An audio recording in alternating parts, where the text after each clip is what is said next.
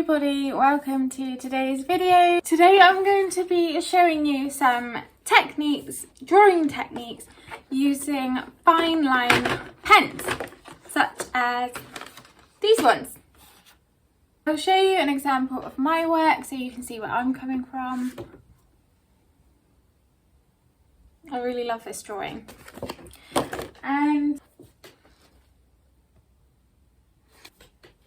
Okay, so let's get started. So I've drawn these 6 pictures, which I've drawn for reasons to show you certain things, such as contour and the direction of line when you're drawing something like trees.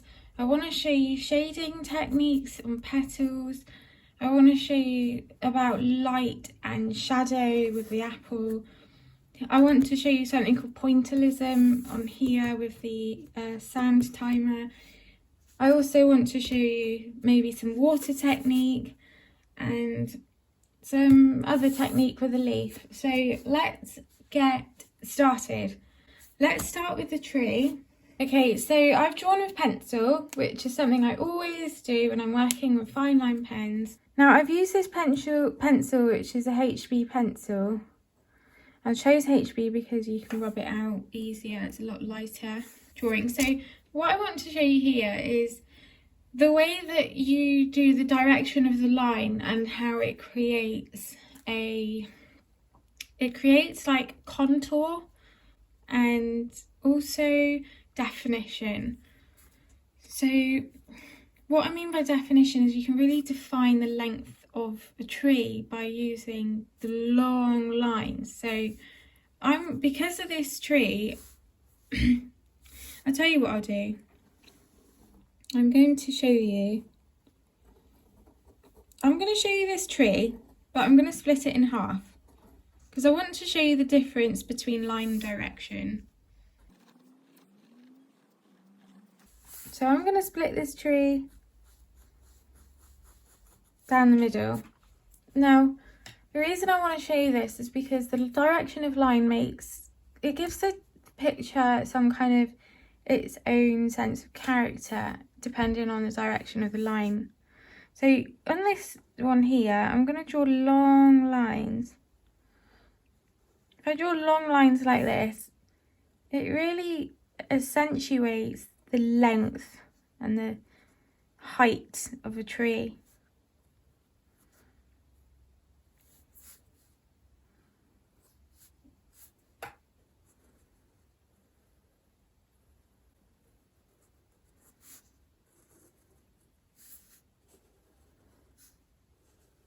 I'm using a 0.3 nib here. Normally I would probably start with a thinner one.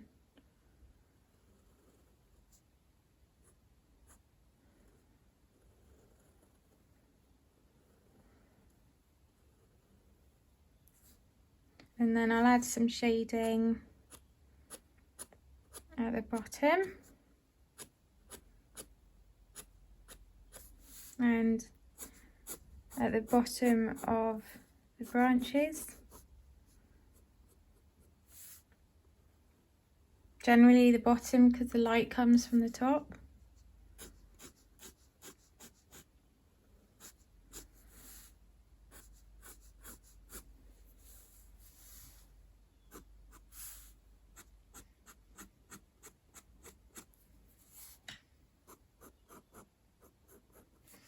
And if you want, you can add a few leaves.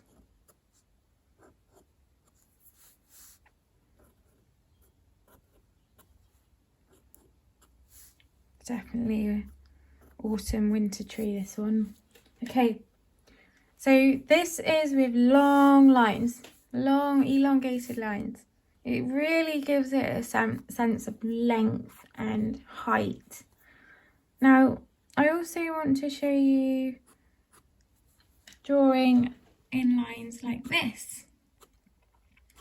Now, the beauty of this is you can really make it kind of like 3D because you can create this kind of optical illusion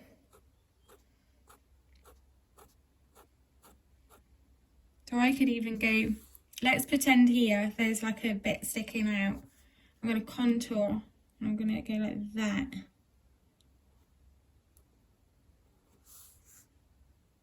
And it will look like there's some kind of funny shape in the tree. And then I'll do the same for the branches.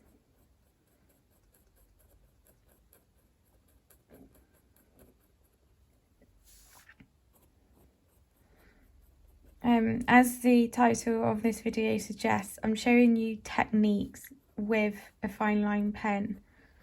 So different ways you can do your direction of line, different shading techniques, etc. See how it goes in here? I'm going to change the direction of the curve. So it really, and then it comes back out now, so I'm going to change the direction of the curve back to the way it was. So you can really create that sense of depth with this. It actually looks quite psychedelic. I like this. I don't normally draw like this, to be honest. Not in this. I normally draw like this when I draw trees, but this is looking really cool as well. Okay, and then add a few leaves. If you were to have lots of leaves, then be careful with drawing the lines of the trunk, because once you've drawn the trunk and you put leaves over it, you're still going to see the trunk coming through underneath. And if you want the leaves to be lighter, like these ones, I'm not colouring them in with black pen. So anything that's underneath that is going to come through. So just keep that in mind if you want things like leaves.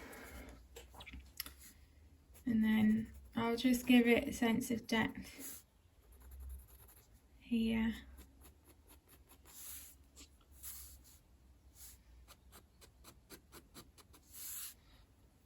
Okay. So they're the two different, you can see how doing horizontal lines and doing kind of like vertical lines really makes a difference in the whole look of the picture. This is a drawing I did of Iceberg Lagoon in Iceland. I use mainly straight lines and contouring to show the definition in the icebergs. The next one I want to show you is this flower that I've drawn. And my main reason, I'm going to go with a thinner nib on this one because I want to show you some shading. I'm going to use a 0.1 and I'm going to go, you can see the nib size. I'm going to go really light on it and just do like a feather. Just kind of feather the pen. And then here as well. Generally, petals have light here because the light hits here first. You might get a bit on the end as well. So actually, I'm just going to try and...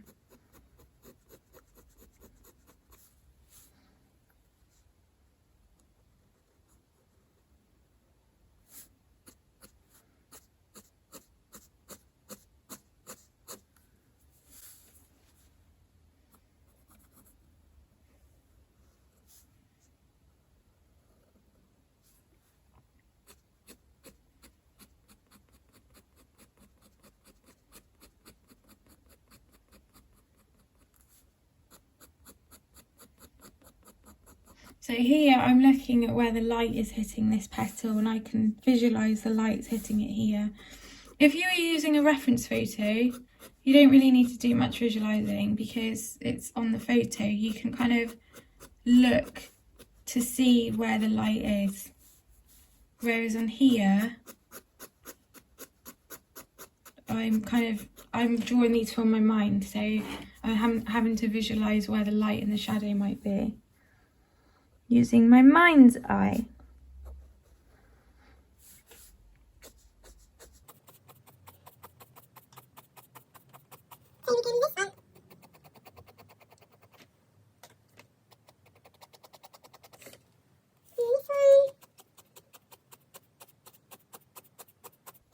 See, I really like this method of shading, of really delicate lines. I think it's really pretty.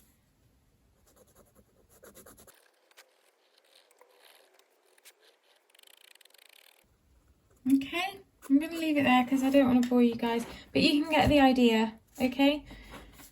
The next technique I want to show you is something called cross-hatching, and I'm going to use a 0.5 pen.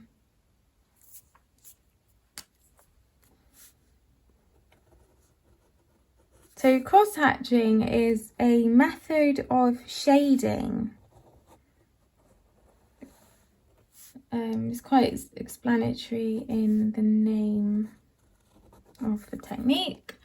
Again, I'm going to visualize that the light is going to here. So where do you think the shade is going to be? If the light is coming from here, the shade is going to be here. So with pens, you want to start really with the shading. So I'm going to try and keep the curvature of the shape of the apple. Cross-hatching is exactly as the name suggests. You're crisscrossing the lines.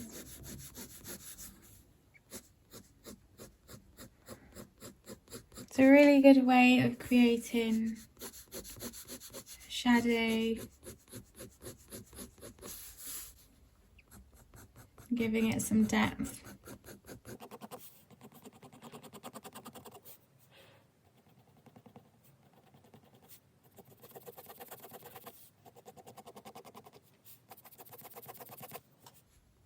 Right, so already this is all looking very similar in shade, so I'm really going to try and enhance this bit down here because it's going to be the darkest part. So if you do different line direction, it will make it darker because you're layering it.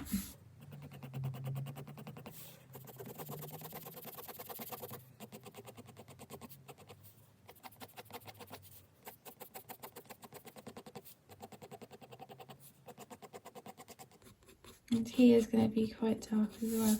So now I'm going to get the pen, and in fact I'm going to get the 0.8. Let's get the 0.8 pen.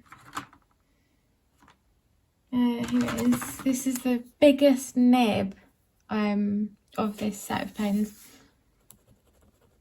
And I'm actually going to colour in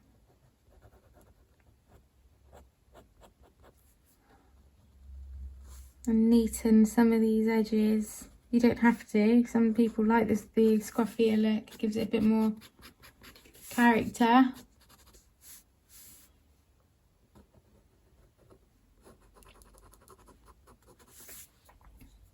So you can kind of get the idea of cross-hatching to shade, to make shades. I'll actually go back to my elephant picture and show you where I've used cross-hatching. I've kind of used it all in the ears.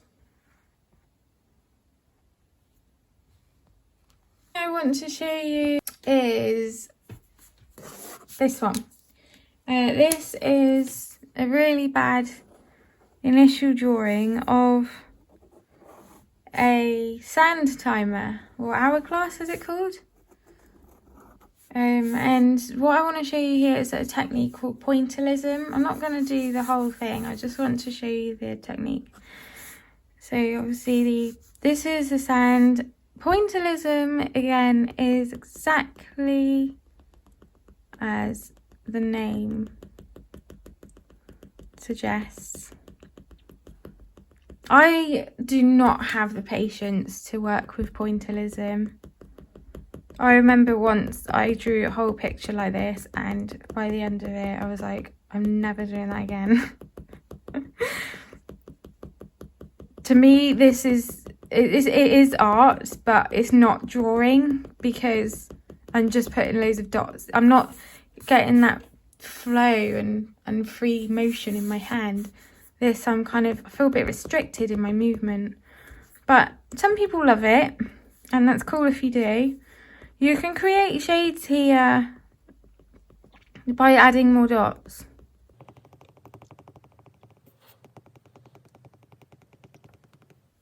When you draw with a fine line pen, you can mix all these techniques. You don't have to do a picture in one technique. You can use a combination of many techniques. Right, so that's pointillism. Okay, here I'm going to attempt to do a picture of the sea and sun or moon. What should we make it? Let's make it a moon. So if it's going to be a moon, the rest of the sea is going to be quite dark. This bit's going to be really light. So I am going to go in with the shading first. And I'm going to do horizontal lines because the sea is horizontal. You start with the dark bits first.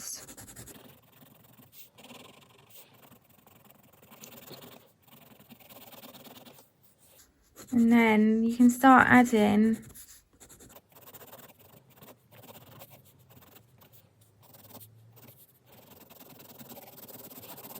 some definition to the water.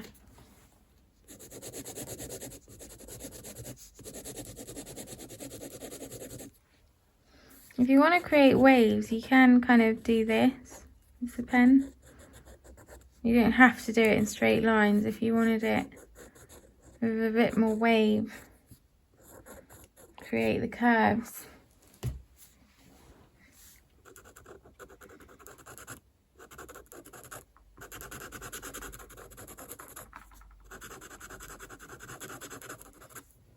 And then obviously all the sky is going to be black.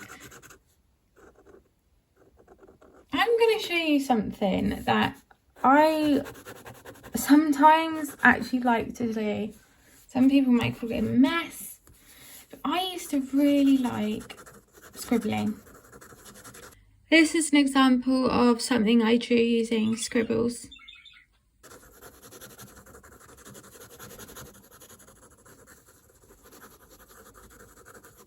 I'm going to try and go a bit lighter actually, nearer to the moon because of the light, and then as I go out I'll get darker.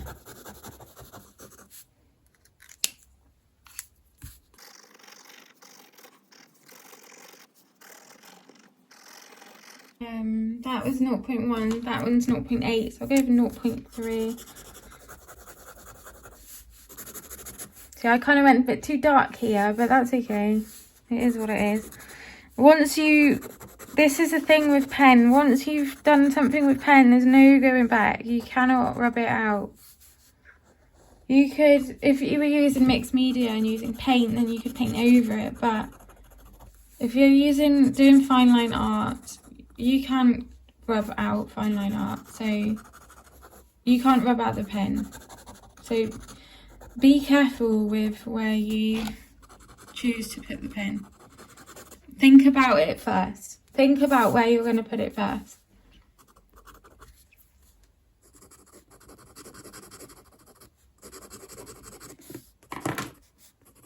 So you can see there, that one. And the other thing I want to show you with this leaf, I'm going to add more veins in the leaf because I just don't fancy colouring in all those big bits, because I want to show you what I mean with this technique. This is simply like what I would call, I don't know the correct term for it, but I would call it block colouring. So I'm simply, it's almost like creating a negative image of a photo. So I'm literally colouring in with the biggest pen I've got these bits.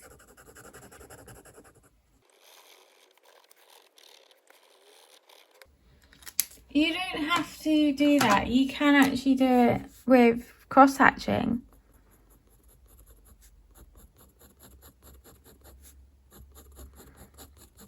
If you prefer.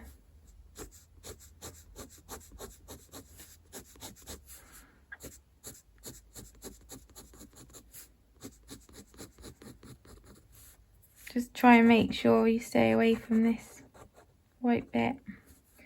And the other thing you can do is simply just your delicate lines. You can do it that way, or you can do it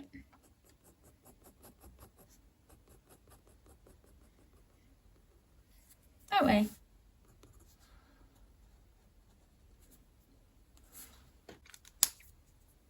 And then if you wanted, when you've got a finished picture, you can go around the whole thing, making it look really neat and crisp.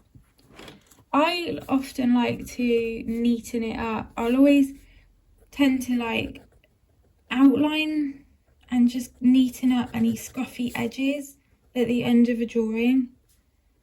And then I'll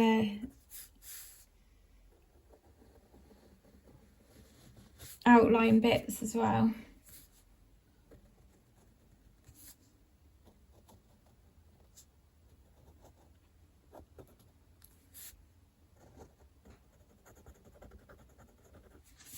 Okay, so there are some techniques for you when it comes to working with fine line pens.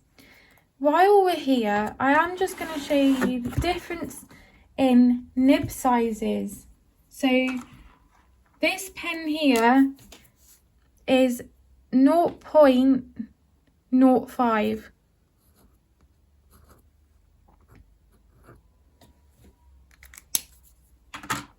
And then it goes at 0.1, 0.2, and then I'll show you 0.3, and then I'll show you 0.5, and then this is 0.8. So you can see the different in nib sizes.